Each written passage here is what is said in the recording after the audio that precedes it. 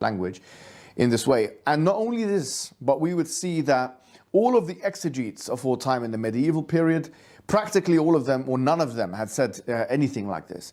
So this is probably one of the worst examples, with all due respect once again, of distortion and superimposition and contriving meanings into the verse which are not actually there in any way, shape or form. Kimdir aytishi mumkin, Muhammad hijob tafsirchi emas, haqiqiy arab olimlariga qara deb. Keling, unda ushbu arab tafsirchisining so'zlariga quloq tuting. Alloh dedi, shundan so'ng yerni tekislab yoydi. Dahahaning ma'nosi nima? Dahu nima degani? Tekislash. Lekin o'ylab ko'r, aytiladiki, udhu va bu tuyaqush tuxum qo'yadigan joy.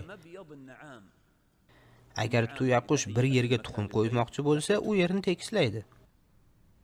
Va yana ushbu so'z nonvoy xamirni yoyib tekislasa va atrofini doira shaklda qilsa ishlatiladi.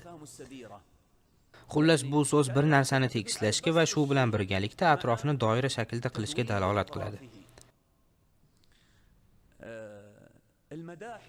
Madahi bir toshdir, diskka o'xshaydi. Uni chuqurlarga otib o'ynashadi.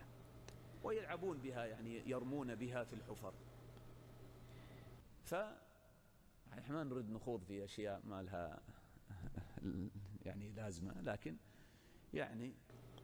Ya'ni bu senga nimani tushuntiradi? Ya'ni Alloh yerni tekislab yoydi. Yer juda ulkan, Alloh uni yoyib qo'ydi. Bu so'z shu haqiqatga ishora qilmoqda. Ha, u yer yassidir, atrofi doira bo'lishi mumkin, lekin u yassidir, vallohu a'lam. Yerni qandoq tekislab qo'yilganiga qaramaydilarmi va shu kabi oyatlar. Ey birodarlar, men shu joyda bir narsaga to'xtalmoqchiman. Ba'zilar ushbu kalimani yerni sharsimon ekanligiga dalil qiladi. Bu xatodir. Bu mumkin emas, chunki